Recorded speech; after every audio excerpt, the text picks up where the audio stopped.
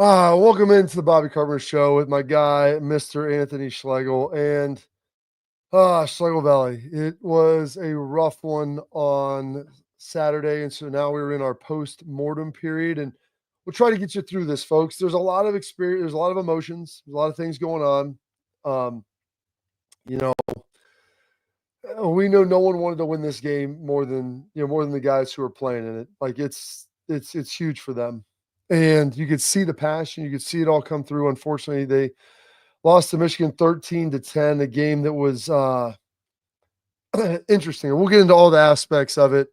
Offense, maybe some stubbornness there, kicking inefficiencies, in-game environment was the window factor, all these different things that we'll look at as well. And, try to go through that. And then throughout the week, of course, we will unpack everything, and then understanding it too, that in this new era of college football where a loss does not cripple you, despite the fact it might be devastating to your rival if you're Ohio State, that tomorrow you're going to figure out where you stand in the college football playoff. You are getting in. You will play one more game at minimum.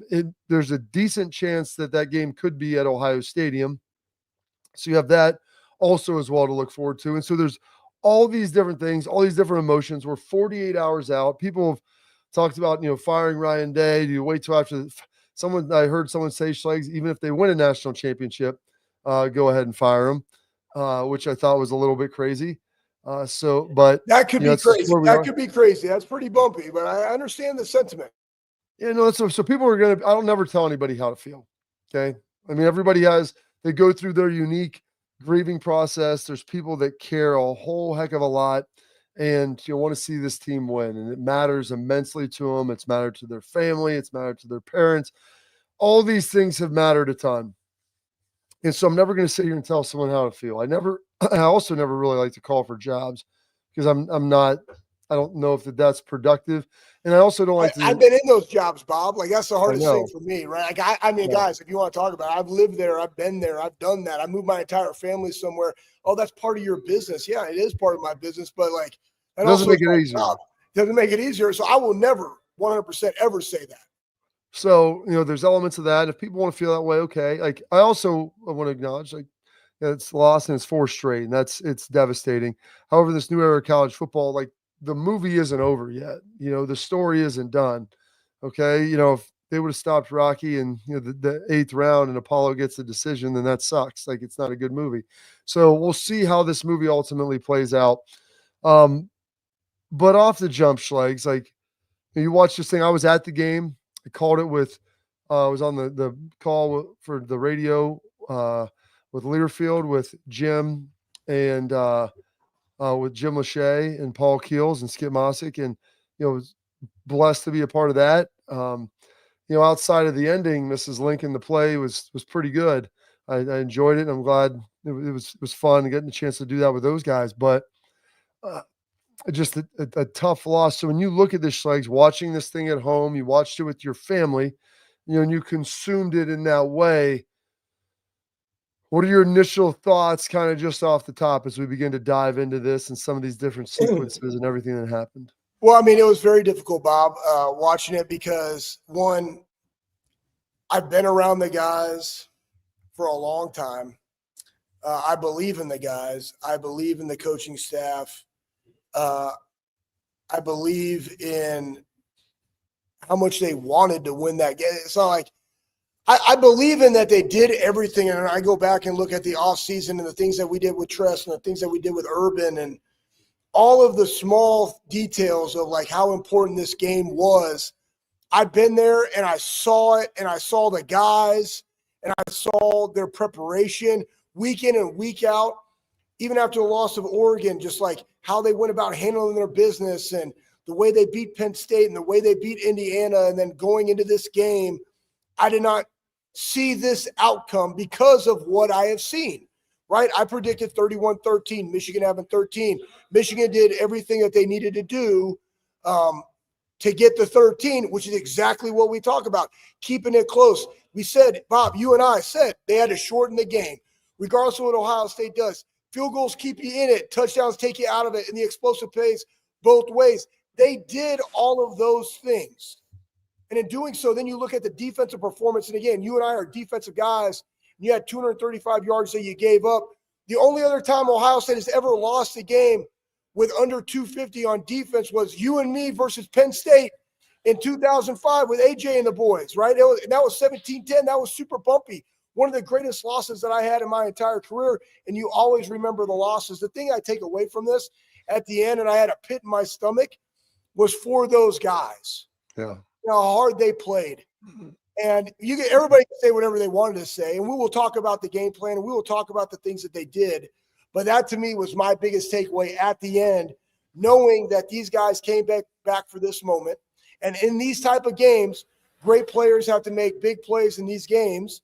We didn't make enough, and you can literally whittle it down to 5. And that's the ball game in a completely different manner. In a weekend of rivalries where you had Georgia Tech took Georgia on the road to 8 overtimes, right? You had Michigan 6-5 coming in here, right, with what they have done the entire year on offense to be able to do what they did defensively. It was hurtful. I felt bad for the dudes, number one. But besides all the other stuff that transpired, I just felt bad for the dudes. That's my take. There was opportunities in this, Bob. And I mean, hell, I'll go through them, guys. I have notes. I should just share these, right? But like that missed field goal, 7-3, that was a big one, right? There was that miss, Carnell Tate. That was a low snap, 3rd and 7, right? Carnell normally makes that play, right? Just missed that play, right? Then when you miss a 38-yard field goal, right? Then you get a huge stop. I was like, man, we got to get a huge stop. Caleb probably should have caught that punt, right? Let it roll down. Then so here's the thing, and this is what kind of got Ohio State a little bit. Which is the win. Yeah. So there's the wind element, and the wind was blowing a little harder up high. Now, Michigan dealt with it. It's the same for both. They handled it better, obviously, than Ohio State did. You start talking about the wind and the kicking game, and we'll get there. Trey comes out at halftime, went into the wind, bounces short, get the ball at the 6-yard line.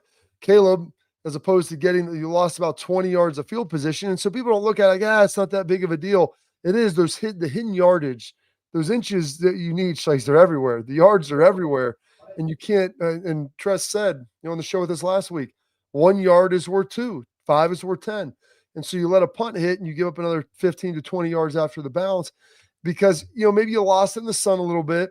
And then also that wind pushed it higher and farther than maybe you thought it was going to go. And so those are critical yards that you ultimately gave up that unfortunately you weren't there. And, Lathan talked last week about the hidden yardage in the games, getting those stops, in the special teams and all those different elements. Remember, Schlegel, when we were there, we used to have what was the hidden yardage meter, and those were punt returns. It was like we did blocked punts, because that's where you get your possessions and you're able to start. And so that never factors in. Like you can't ever factor in like a blocked punt into yardage, or like the return yardage doesn't go into total game yardage, or even just fielding every punt and where you get those yardage, or if you're able to pin someone deep and you don't get the touchback, they get on the 4 as opposed to the 20, and like how that ultimately plays out. So that hidden yardage, that's everywhere. Continue. And that's where you brought up that great point, Bob, because that transpired, right? But then what did that lead into? Well, it was a 3rd and 8. Literally the next line in my note says, got to get the ball to your best dudes. That's what I put on there, right? Then you went out and you had a 31-yard punt. Again, whether it's into the wind or not, it was. Michigan's now playing on a short field, right? What do? Defense does a great job. Caleb did a great job. They ran that jet sweep. Boom, he comes up, reads it, 54-yard field goal. And we talked like at the very beginning, right? Like special teams win, like every possession matters. Michigan's thing, hold them to field goals, right? Win in the red zone. They did. Like we weren't scoring there when we normally do, whether it was the interception or whether it was, a draw play, which that draw play would have hit should the guard block his guy. Like it was there, right? But again, that goes back into winning the one-on-ones, the game of inches that you talk about. All of that is magnified in this type of game. Now Michigan goes up 10-3, and then boom, I'm like, dude, we're rolling, right? We come out, we talk about you got to win that middle 8 all the time, and you drive, you have tempo, you're hitting dudes, like you're creating 1st and 2nd down, like you're winning 1st and 2nd down through the pass. and like we're just hitting guys. And then guess what? We go up top, we get a PI. You know, it's like, boom, we went up top again, we got a PI. That wasn't necessarily that drive, but that did happen. Like, why did we negate that? But it was like when we had that tempo, when we got into that rhythm, when we scored that touchdown, man, I was like, okay, when they come out, this is just my feelings. I was like, when they come out in the second half, we're going to have an adjustment dialed up, and we're like, boom, game over. Because I was like, my prediction is correct. We already got the 3 that I needed. I just need 3 more touchdowns, and I wanted 31-13 on the board, and it just didn't transpire that way. Yeah, and you had it, and you felt like you did. And there's a number of plays that you look at, Schlegs. You always talk about, that we talked about the hidden yardage and how big that ultimately is. Then you start talking about plays, and we'll talk a little bit about offense. We'll talk about the offensive game plan too, and how that kind of hits and where that was going with everything. Because there were just some things that were a little bit questionable. Before we get going, I thought the environment, though, in the stadium was, especially first half, 10 out of 10. I mean, it was great. The fourth quarter, Ohio State didn't have the ball very much, and Michigan converted, I think, 4 straight third downs. And so it got a little quiet and got a little squirrely. But you could see the emotion that the guys were playing with. I think the fans were feeding off of that emotion. They're going back and forth. And so I thought you had an environment, Schlegs, that was worthy of this Ohio State-Michigan game and everything that it represents and everything that you ultimately want it to be. So I think the environment checked that box. I think the players, the emotion, the passion that they were playing with, it checked that box. And so those are some of the positives that you take away. That the defense played relentless. And they stopped a touchdown. They gave up the 2 scoring drives, I think, had a total of 6 total yards, Schlegs, 1 touchdown and the 1 field goal. Like, you give them an inch and they defend it. The final scoring drive, well, we'll get into that and we'll break that down a little bit more, because that was not something that, I think that they were ultra proud of and how that ultimately went down. So that's something that does need to be addressed, and they do need to get fixed as well. And it's something that kind of felt a little bit like last year. And my goodness, it was a feeling that you had in the pit of your stomach, and it was not great to say it all. But there were 5 plays that I diagnosed that I think, Schlegs, happened, and they weren't necessarily the biggest plays in the game, but I think they had a huge outcome in the game. We'll get to those after this. I want to tell you about X-Sport. Attention, parents and athletes. Protect what matters most with X-Sport mouth guards. Trusted by professional athletes. Designed by NHL team dentists. X-Sport mouth guards are scientifically tested to absorb those high-impact hits, protecting both your teeth and your brain. X-Sport mouth guards feature 3 layers of advanced protection, including patented use of carbon fiber to custom fit right to your 3D printed right to your grill. So they're going to feel great for better protection, better performance, max comfort, clear communication. Focus on the game, not on your gear. Don't take chances with your safety. Visit exportguards.com/Bobby today. Save 15% on your order. Export, protect what matters most. 5 big ones from me coming up next.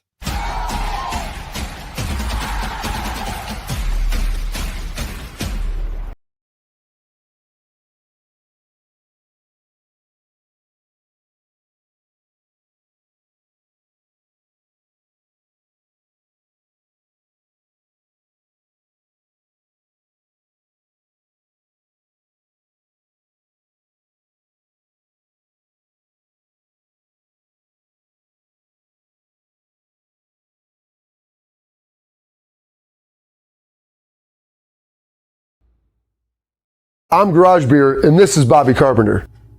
Garage Beer. Beer flavored beer. Beef with an F? Okay, my bad. It's crisp and cool, and it doesn't taste like...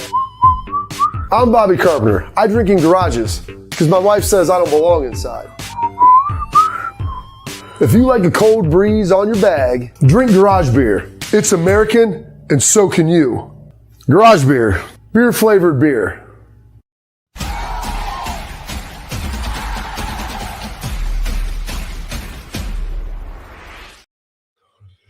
All right, Schlegs. I think there were 3 critical plays in this game. At least it's that, or 5 rather. at least as I saw it. And like some of them, like inconsequential. It looks like at first. But we start talking about the hidden yardage and just getting bled and putting, sometimes it's not that play, but it's what would have set you up for potential like that next third down and how that's going to look, or that next play. Like coming out at half, you got all the momentum in the world. You just went down and scored. You're feeling good. Ohio State's getting the ball, dominating the middle eight. We talked about it. Trey Henderson, who I love Trey to death. And he hadn't been returning kicks. They put him in. He's on the south side. It's going into the wind. You watch that kick die on him. They don't field it cleanly. And so Schlegel, you get the ball at the 6-yard line.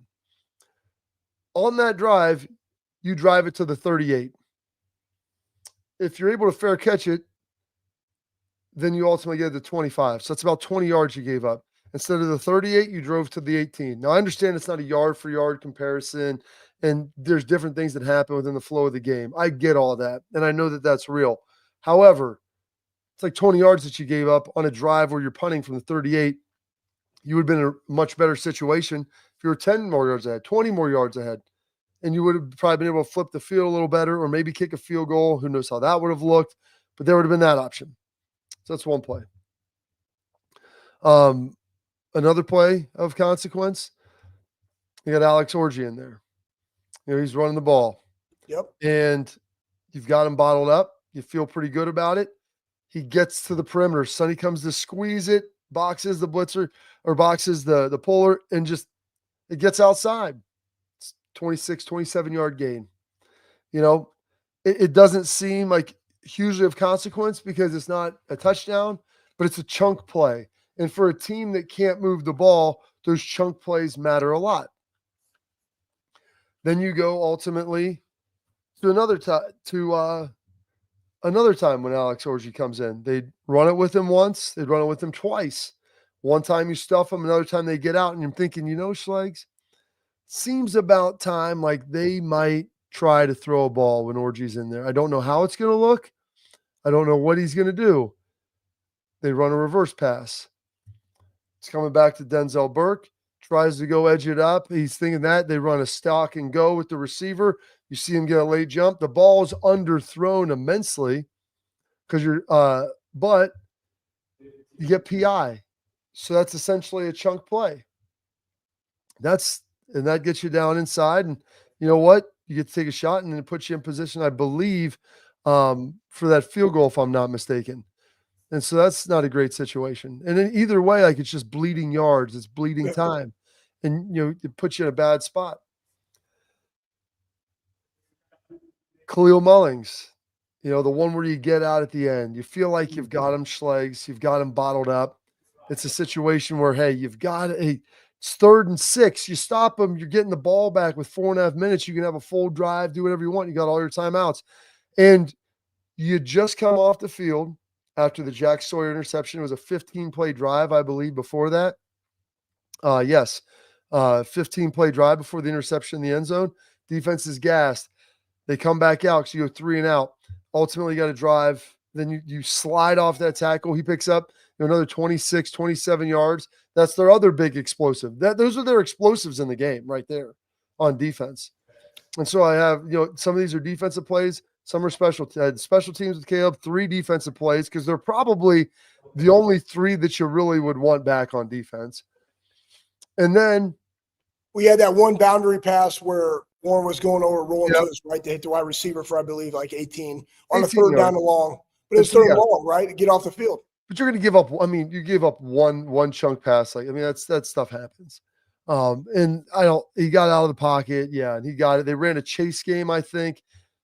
Jack came under and JT was coming around the top. And yeah, they lost contained. Yes, he got him on the sideline. And that's probably another. That might be the 6th. Because there's always like 4 to 6 plays a game. And it's not always the interception, everything else. But you get off the field and you get the ball back. But the play before, Ohio State, in between the interception and the field goal at the end of the game, Ohio State had the ball. They went 3 and out. He ran it with Quinshawn, picked up 5. And so now you're sitting in the 2nd and 5. And Schlegel, you hadn't got a first down, I want to say, since the 3rd quarter at that point. Like, you were in a bad spot. Like, you really hadn't been moving the ball all that much. You had the missed field goal, obviously, before that. And then Michigan dominated the clock. And Yeah, an interception the previous series. So it'd been a minute since you got the chains moving. So you're 2nd and 5. Will breaks contain, gets outside, and doesn't throw a perfect ball. It's a little bit like on the hip, like behind Carnell Tate a little bit. And listen, Carnell Tate was the leading receiver. He did a lot of things really well in this game. And I know it's something he probably thinks about. It's like, hey, when we get it back, if he catches that ball, falls down, it's a first down. Okay. You catch that ball, you turn up, it's probably another 10 yards. Now you're to the 40 and you got something cooking a little bit, or maybe 35. Instead, you drop it, it's 3rd and 5. And then the next play is when Will has to scramble and gets to the 4th and 1, and there's 6 minutes to go. And you always talk about being aggressive. Okay. And there's a lot of people that want to, you can go for it. I'm like, I don't know. If you don't get it, you're on your own 19, Schleg's 4th and 1. You're giving them a for sure field goal if you do not convert that. So that's a rough situation. So you punt away and you never get it back. But I look at, like, if you catch that ball, all of a sudden you get some more yards. Maybe you flip the field, you buy yourself time. They can't at least drive down and score. You give your defense some rest. They can sit over there and have another cup of water, relax a little bit more, get some juice back, and get going. But as I looked at it, like, those were kind of the 5 plays. And maybe if you throw that 6 in over on the side, yes, there's a little bit of defense. There's some other stuff on offense. We could talk about that draw and, like, you've got everybody blocked up.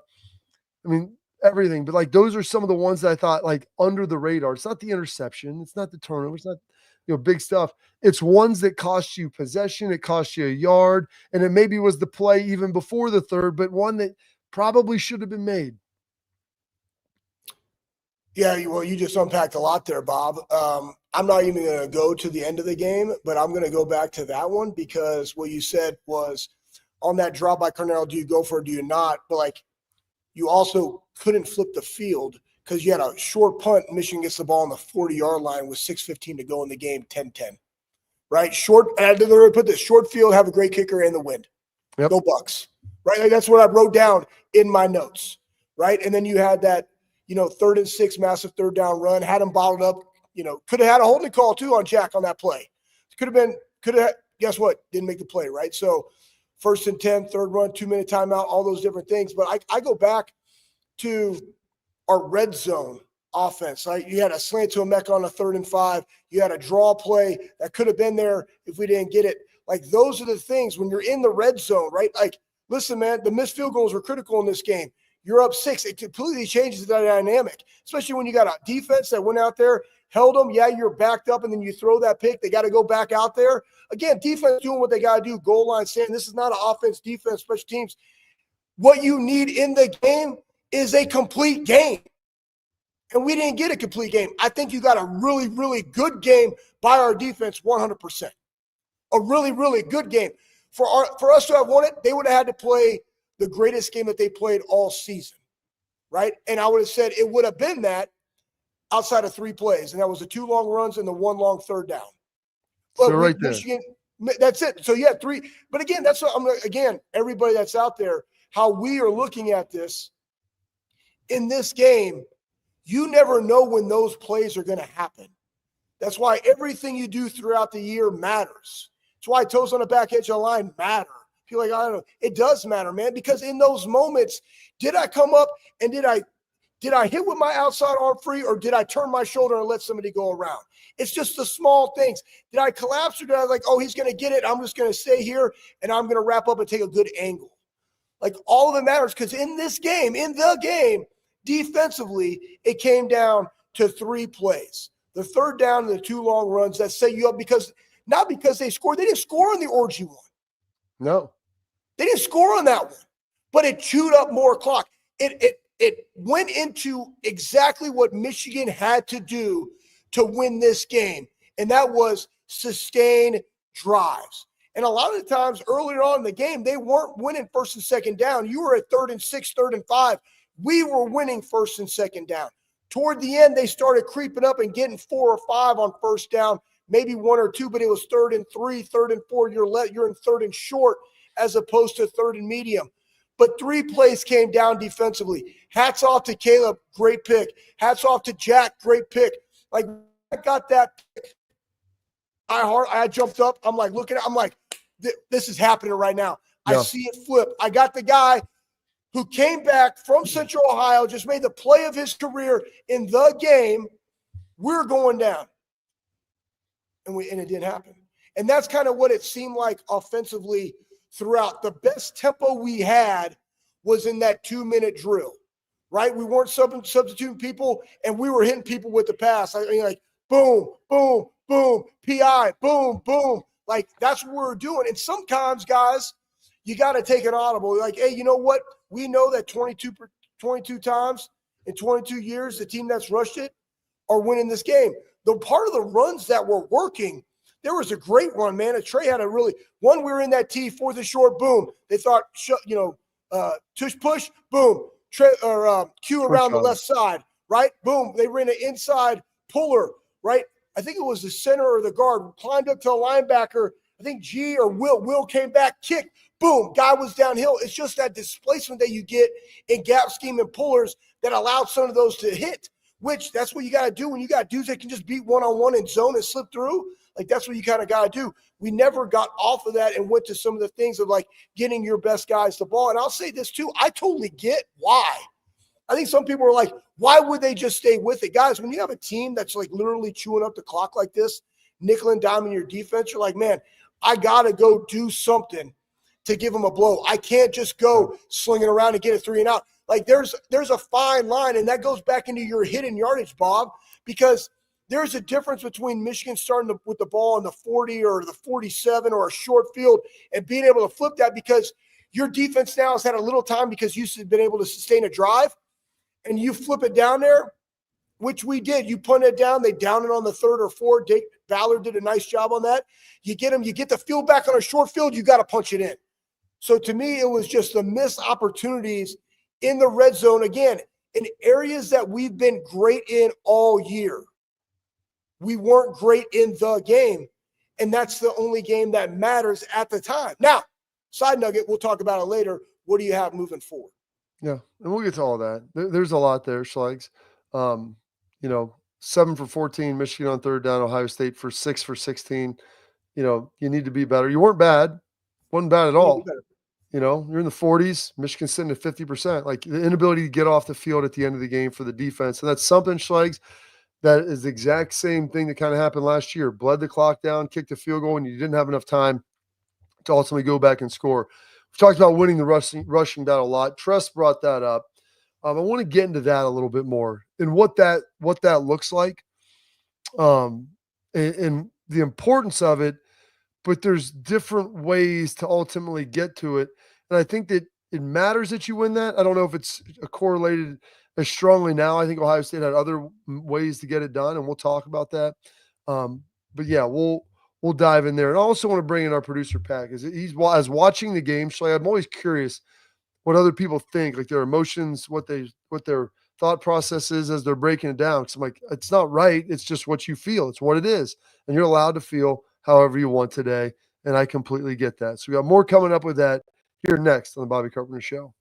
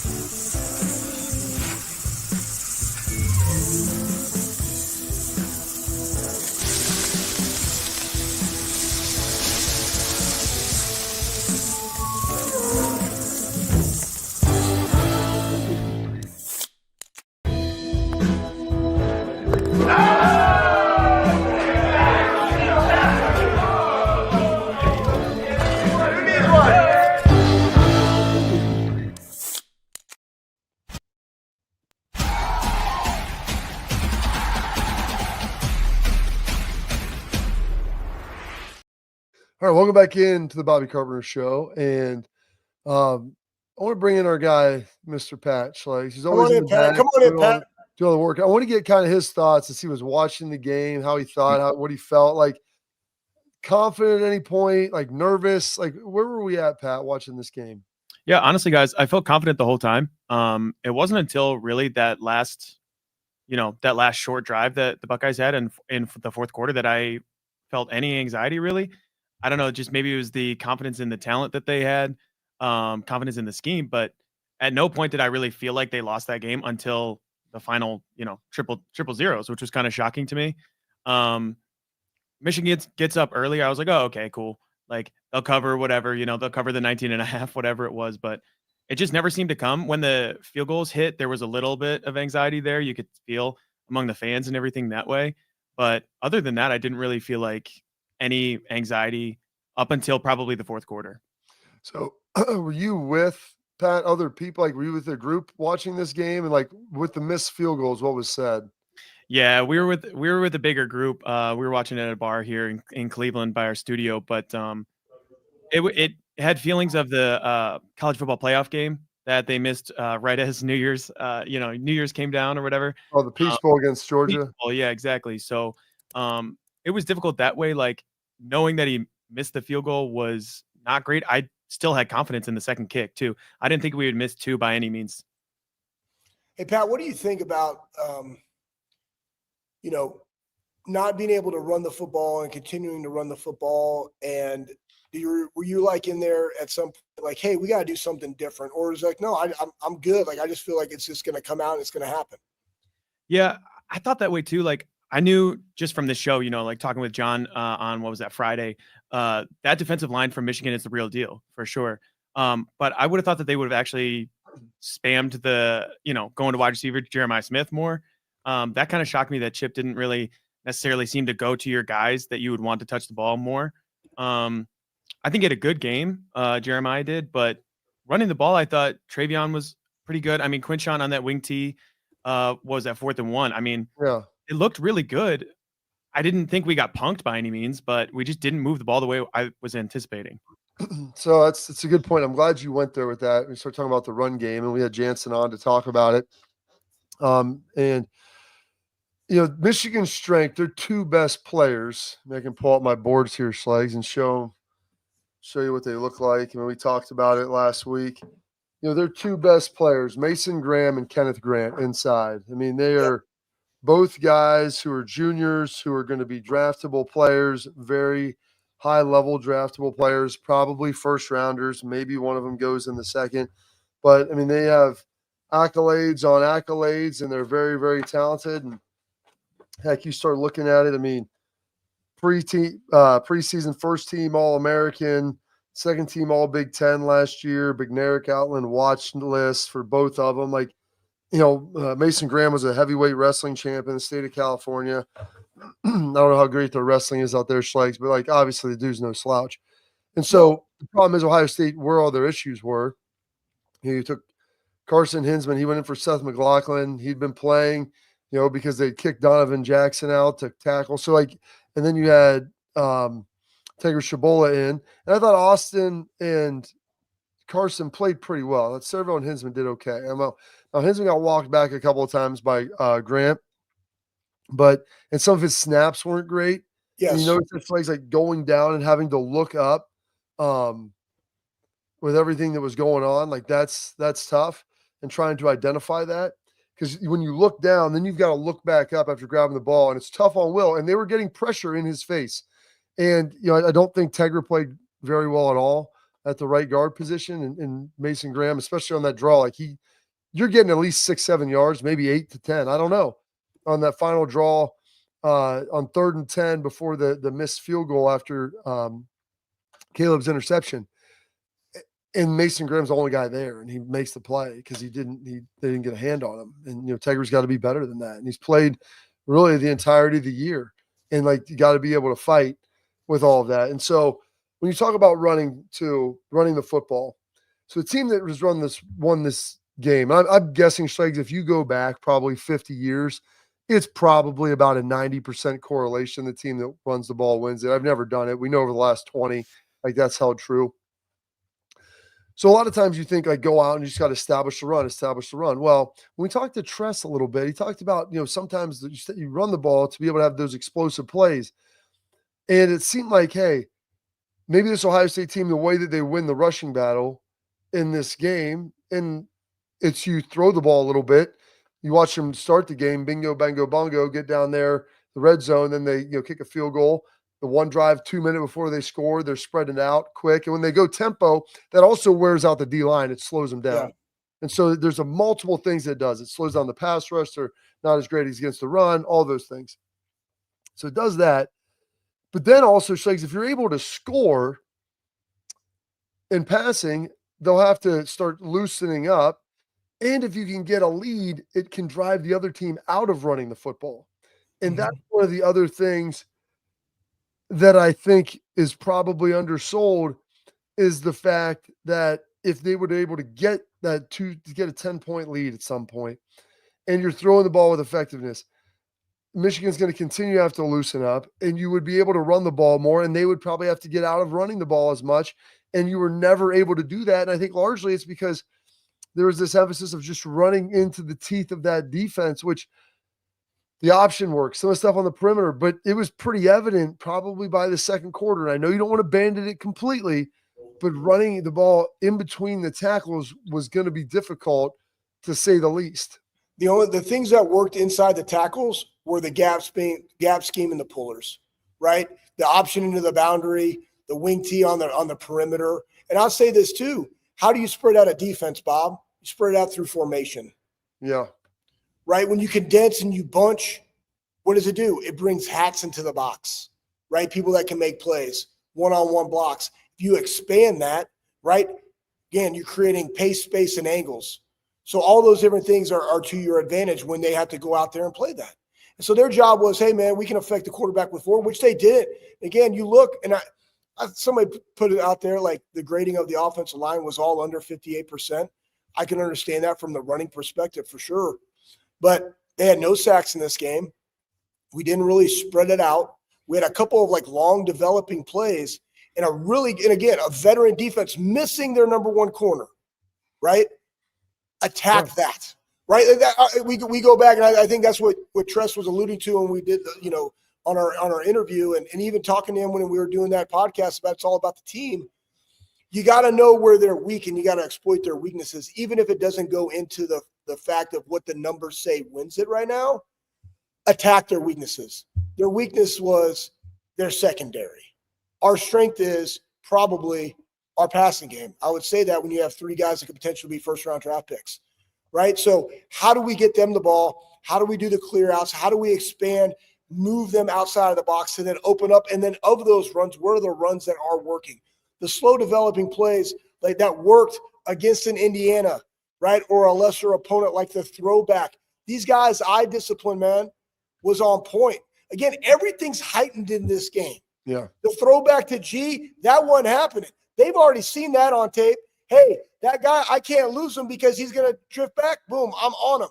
Or the slow developing, like tight end screen, ain't going to work in this because the dudes are flying around. It's just the game. But your guys, Jeremiah, being able to drive through and run a go route to clear it out for a Mecca on an outside, on an outside pass, that does work, right? Carnell had the same thing. He just needs to make that catch.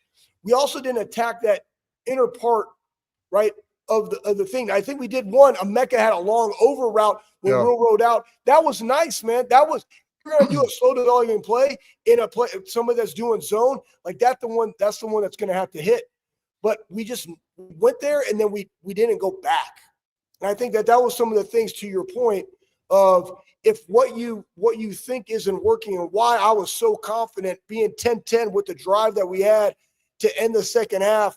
I'm like, bro, get ready. I can see Michigan getting 3 more points, because if you can do that, sustain drives, score some points, even kick some field goals, probably not even going to go back to your kicker at that point, but we're going to go try to score some touchdowns and be more aggressive there. There's no way on this defense that if you give them 10 points, they ain't winning this game, just because I know the dudes that are on it. Yeah, give them an inch and they'll defend it. That's what they talked about. We'll keep diving into this. We got some more. We got some headlines, though, coming up next here on the Bobby Carpenter Show.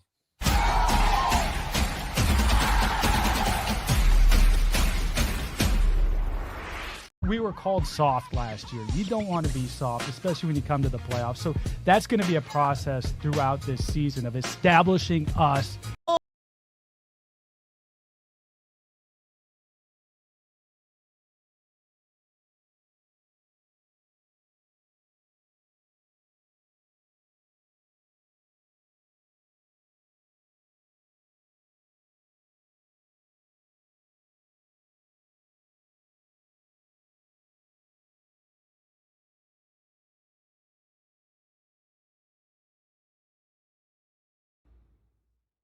I'm Garage Beer, and this is Bobby Carpenter.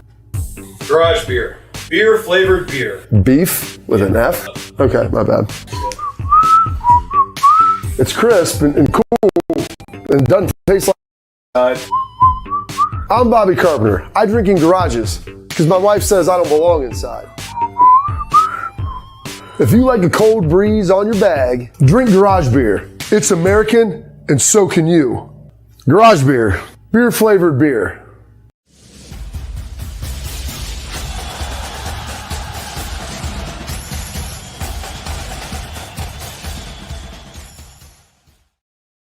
All right, so we got our headlines here on the Bobby Carpenter Show, and so despite a loss, and the AP poll was released tomorrow night. We'll have college football playoff rankings. I cannot wait to see that with Bill Bender. I'm curious to see where everything's going to be, but we can throw up this AP top 25 poll. Ohio State falls from 2 to 7. Top 8 teams, depending on how it breaks out, because you obviously have conference champs in there as well, and Notre Dame, but they're going to get home games. So there's a pretty good chance that Ohio State will end up getting a home game. I don't know if it's certain. I don't know if it's guaranteed, but I think that there's a pretty good spot. They're going to get in the playoffs. They still have the third best odds, Schlegel, to win the national championship. I know. It's crazy, right? Everybody, like, today, and listen, I love the emotion. Like, I totally get it. My hardest thing with that, whether you're showing right there, is Tennessee being ahead of Ohio State. Well, and that's in the AP. Tennessee, well, the coaches are behind in the coaches as well. But if you look at, I just want to throw this out there: Tennessee, Chattanooga, North Carolina State, Kent State, OU, Florida, overtime, Alabama. Your one big win, Alabama. 9-3, Alabama. By the way, UK, right? Mississippi State, UTEP, and Vandy. Okay, you lost to Arkansas and you lost to Georgia. Yeah. Okay, I get that. So unranked team, right? You lost to them, and you lost to a 10-2 Georgia team. Okay.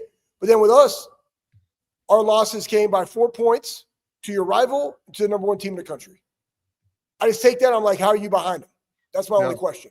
So again, I'm just looking at Tennessee, Ohio State, because right now everybody's projecting Ohio State on the road to Tennessee. At Tennessee, I think it should be inverted, right, and be here. But I just want to throw that nugget. And there's a good chance that might be the case. Keep in mind, this stat's pretty remarkable.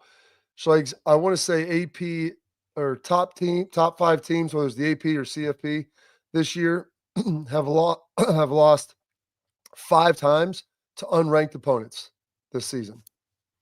5 times to unranked opponents. Top 10 teams have lost 12 times this year to unranked opponents. So, there's no great teams. You can start comparing resumes. They're going to do what they want to do. We'll see what ultimately happens. All right, Schlegel, you alluded to this. This Buckeye defense was really good. Last time that they gave up less than 250 yards and only lost one other time, it was when we were playing 2005 against Penn State, and it was a similar situation. They gave up 17 points, but they were in the red zone. They had turnovers. Gave up 200. Gosh. Yeah, it's nightmares. Well, I remember this game, Bob. Like, if there was one loss, the Texas loss was crippling, but it was early in the year. Yeah. This one was later in the year. And I think if we win this game, we go on to potentially be maybe a rematch. I forget if USC lost that year or not. No, they didn't. Both were undefeated. Never mind. We wouldn't have got in. But that being said, that game, guys, they scored on us. One, they returned a fumble back to the 2. They scored. They took a pick 6 to the house. And then they returned the first kickoff of the opening half down, and they kicked the field goal. And then we 3 and out of them the rest of the entire second half. It was but you know what though? Here's the deal. As a defense, and this is what I love about our guy. When people say whatever they want to say, and I totally get it. Totally get it. Like you said, Bob, I'm not going to tell you how you feel. I know the feeling. You know the feeling, right? Yeah. All the dudes we play with know the feeling. And the feeling was this. The feeling was not, hey, offense, get your, whatever together. Or it was not like point fingers. Here was the mentality. Guess what? Another opportunity to go win it. Another opportunity to go win it. Another opportunity to go play. Another opportunity to have a party at the ball. That's your mindset. So regardless of what transpired in this game, which is meaningful, it's impactful, it will be with them for the rest of their lives. Yeah. I tell you this right now, guys, get it real. These guys will hurt for a very, very long time. Oh, it's always there. It'll be omnipresent. And then finally, They Schlegel. did it though, man. But I got it. So I'm trusting the resiliency. Go ahead. Sorry. Well, we got one more I want to get to because then we're going to bring Pat back in for our tailgate talk today. Ross Bjork, Ohio State Athletic Director, came out Sunday night, giving his endorsement. Ryan Day is going to remain the head coach of Ohio State. People are talking about potentially firing him this week, having an interim coach in the playoffs, which I'm not going to – this is part of the story, but I'm not going to judge the movie until I see the ending and how it ultimately looks. It's unacceptable. They've got to win. They've lost 4 straight times. I think everybody knows that. Like, that's not – and like I said, if people are mad they want Ryan fired, okay, you're allowed to feel however you ultimately want to do. It's not – there's no advantage to doing it now. This team still has things that they can play for. They've got recruiting class this week that you need to make sure that you've got that iced up. Like, everything is still in a good spot outside of this stinking game. All right, coming up, we've got our tailgate talk brought to you by Real Truck. Bring back Pat for some Ryan Day questioning.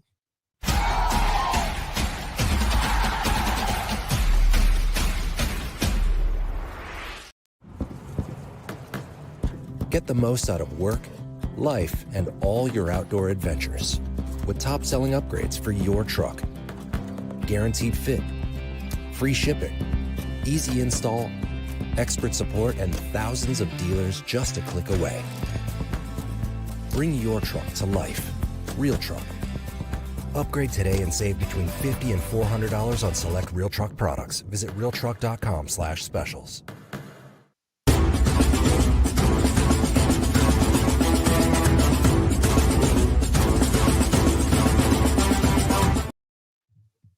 All right, we've got tailgate talk brought to you by Real Truck. Listen, from today until Sunday, December 8th, from Monday, December 2nd, it's Cyber Week at Real Truck, and they're offering savings up to 50% on select steps, running boards, truck bed covers, and accessories now through the end of this week. That is Sunday the 8th.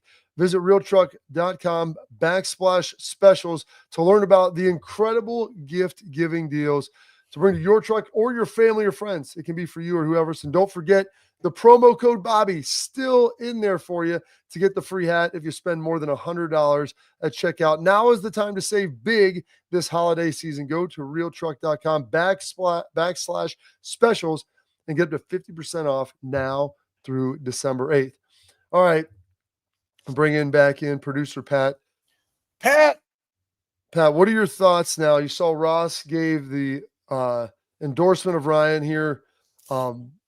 Obviously they always evaluate everything, but I couldn't imagine them making a move or anything prior to the playoff. What are your kind of thoughts on Ryan and what all happened, where he's at? Yeah, the fan perspective is all over the board right now. I'm sure I don't have to tell you guys that. It's a little different being up here in Cleveland, not right in the heart of Buckeye country down in Columbus, but the amount of Mike Vrabel memes that I saw on Saturday was kind of crazy. I don't know why they would really make that change, because in the college football landscape right now, you have to, project confidence the whole time. That's kind of all that matters right now. You need Ryan Day to win these football games. So it's kind of a moot point. If he wins the national championship, then where are you at? I don't know who the replacement would be better. Hartline, maybe, I guess. I wouldn't mind Brian Hartline, but Mike Hartline's never been a head coach either. Exactly. That's the issue with people had it with Ryan. He was an assistant. So Mike Vrabel's not coaching. And listen, I don't want to speak for Mike, but I don't believe Mike really wants to entertain coaching in college. In the NFL. There's just no way. I'll just break it down like this, guys. Here's the recruiting landscape coming from the NFL. And Mike even said it on a podcast. Hey, I'm out there watching my kids play baseball. Oh, hey, coach, I'm in town. I'm making my swing. I'm going to Notre Dame. I'm going to check out Ohio State. You live 30 minutes from Georgia. All right, cool. Now I'm going to leave my kid's game to go show you Ohio Stadium. Hey, check it out. Come be a Buckeye, man. Let's go. We already know you're committed to Georgia, bro. Right? But that's the things you have to do. And he broke it down like this, draft class, right? Drafting, that's your incoming class. Then you have the portal and your guys, right? That's your roster management. And then free agency is the portal. Right? So how are you accumulating that money? How are you managing your roster through all those different segments? And there's a fine line about doing it, but it is significantly more extensive Yeah. than it is in the NFL. Well, not to mention every one of your guys is a free agent every single year. So, like, regardless of what you Terrible. bring, yeah, nobody wants to deal with that. So, like, I keep telling folks, I don't want to speak for Mike, but I don't think he's interested in it. Knowing him like Schlegel and I do some, and then listening to what he says and like how he kind of operates right now. If he was interested in this, like, I think there'd be people that know him would be more vocal about that. I don't feel that that is going to be the case. So, Sure. like, get that out of your mind, and then we can kind of talk and move on from there. What else you got, Pat? I think there's one thing too. Like, I don't know if you guys saw Mac Brown's last press conference, but at the very end, he said, "This isn't the game that I signed up for." I think that's kind of where Mike Vrabel would be at too, where, Yeah. like you said, like, he's coaching his kids. He's seeing his kids all the time. He doesn't need to be going to make some visit to Athens, Georgia, or whatever, Oregon. Like, I don't think it's just not going to be the case. And first, I'll just say Mike's a pro's pro, right, Bob? You and I know that guy played 17 years in the NFL, man. He's just a different mindset, man. He's a different beast. Some of Buck would come back and just run one. Like, he's just crazy, man. He's Mike. He's Raves. He's Raves. That's what you call him. So I would say this too about making Hartline like an interim guy. Like, listen, we don't. It goes back to the major league thing. I guess there's only one thing to do: win the whole effing thing. Like, that's the mentality. That's what our mentality should be with the current team. And you want to make sure that those guys have the very best. And I think right now where they are, the very best is Ryan Day and staff, not out, bring you in. You have recruiting classes. You have all these different nuances. It bodes well to say, yeah, he is our guy. Go win the whole effing thing then. Absolutely. All right. That's it. We got one more segment coming up next. Sure. These will wrap up the show. Oh,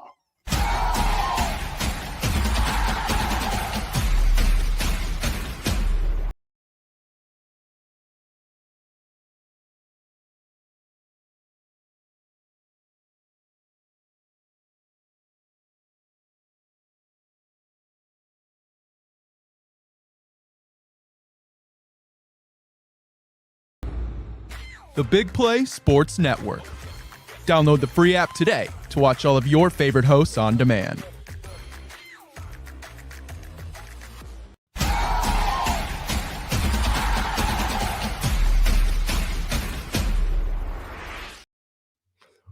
All right, Pat, you said back in here. You want to throw something else in? More content? Yeah, for guys. folks? I mean, do you think this is the most down bad Ohio State Buckeyes fans have been in a long time? I'm stealing Schleg's final thought here, but this No, I is love the it. this is the most down bad I've seen the fan base in a long time. I know I'm only 28 years old, and you guys lived through, all sorts of years. But what do you guys think there? Yeah, I do think, and we'll get into more in that tomorrow, but I do think that it's tough because you were 20-point favorites, and it goes back, you're too young to remember 96. Like, there's an element of this where they were, I think, 17-point favorites in 96 and lost a similar type of game, albeit it was maybe a little more big play with one tie streaks that cut it to 9-7, and then they ultimately got a couple more field goals, I think, and won 13-9. But it is, and you could see it. Ryan wearing it after the press conference. Man, this isn't a situation where it's for lack of caring or lack of effort. That is all there, to say the least. Yeah. I'll just expand on this. 1969, 96, right? Like, those were the worst losses in Ohio State history because of the roster, because of the expectations, right? And I would also add this, because of what Michigan brought into Ohio Stadium. Down their best tight end, down their best cornerback, and 6-5. Put all the summation of that, and you're at home, and this is the outcome. That's why they are the way they are. That's why it stings the most. All right, stay locked in here. We'll be back tomorrow at 12:30.